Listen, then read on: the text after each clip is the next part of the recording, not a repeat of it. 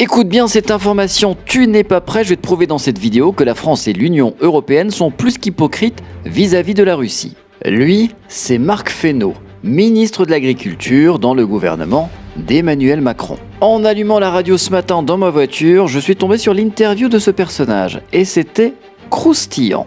Tout d'abord, quelques éléments de contexte, vous le savez sûrement, la Russie est durement sanctionnée par l'Union européenne depuis qu'elle est entrée en guerre contre l'Ukraine. Voici une petite infographie qui vous précise en quoi elle est sanctionnée. Par exemple, pour le gouvernement de Vladimir Poutine, les actifs sont gelés et les voyages dans l'Union européenne sont interdits.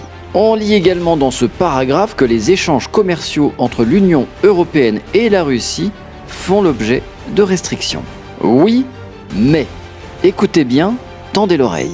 En parlant des céréales, donc il y a les denrées ukrainiennes, mais il y a aussi les importations de céréales en provenance de Russie et de Biélorussie. L'Union européenne se prépare à y imposer des droits de douane.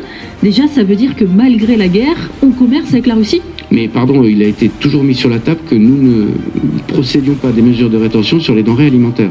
C'est de notoriété publique. Pardon, c'est pas une découverte pour vous.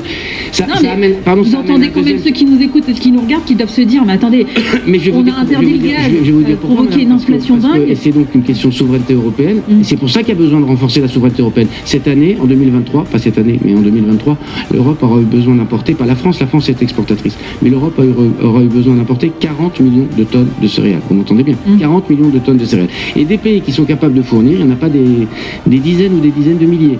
Il y a la Russie, la Biélorussie, l'Ukraine. Donc on commerce encore avec la Russie. Pourquoi ? Parce que si nous n'avions pas fait ça, nous aurions déstabilisé nous aussi les marchés et qu'il y a un certain nombre de pays, pas la France, je le répète, qui ont besoin de céréales. Et c'est pour ça qu'on a besoin de renforcer la souveraineté européenne. Les sanctions de l'Union européenne à l'encontre de la Russie, ça ressemble à ce que fait Macron, le fameux « en même temps ».